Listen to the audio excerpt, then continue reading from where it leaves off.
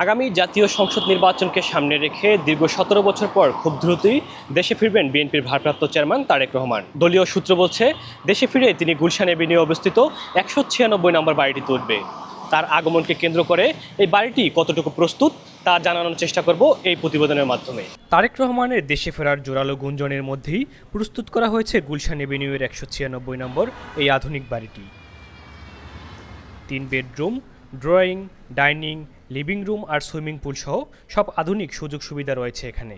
বিচারপতি আব্দুস সাত্তার সরকারের সময় ১.৫ বিঘা জমির উপর নির্মিত বাড়িটি বরাদ্দ দেওয়া হয়েছিল বেগম খালেদা জিয়ার নামে।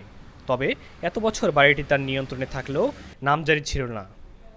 গত ৪ জুন অন্তর্বর্তীকালীন সরকার এটি আনুষ্ঠানিকভাবে খালেদা জিয়ার নামে নামজারি করে দেয়। জানা গেছে, আগে এখানে থাকতেন ব্রিটিশ আমেরিকান টোবাক্কোর সিইও। তিনি ৬ মাস আগে বাড়িটি ছেড়ে যাওয়ার পর থেকেই সংস্কার করে তারেক রহমানের জন্য বসবাস উপযোগী করা হয় বাড়িটি। এখন বাড়িটি পুরোপুরি প্রস্তুত বলে জানিয়েছে সংশ্লিষ্টরা।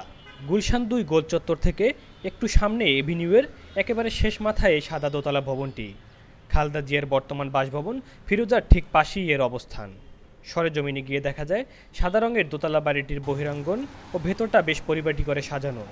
বাড়িতে মূল ভবন, সুইমিং পুল ছাড়াও সামনে অনেক খোলা জায়গা রয়েছে। ভেতর বাহির বেশ পরিষ্কার পরিচ্ছন্ন, যেন দেশের শীর্ষ এই নেতার ফেরার অপেক্ষায় বাড়িটি। বিএনপির বিভিন্ন সূত্র বলছে, জাতীয় নির্বাচনের দিনক্ষণ চূড়ান্ত হলেই দেশে ফিরবে তারেক রহমান, আর এই বাড়িটি হতে পারে তার রাজনৈতিক প্রত্যাবর্তনের ঘাঁটি। মোহাম্মদ সাব্বির হোসাইন, দৈনিক ইনকিলাব, ঢাকা।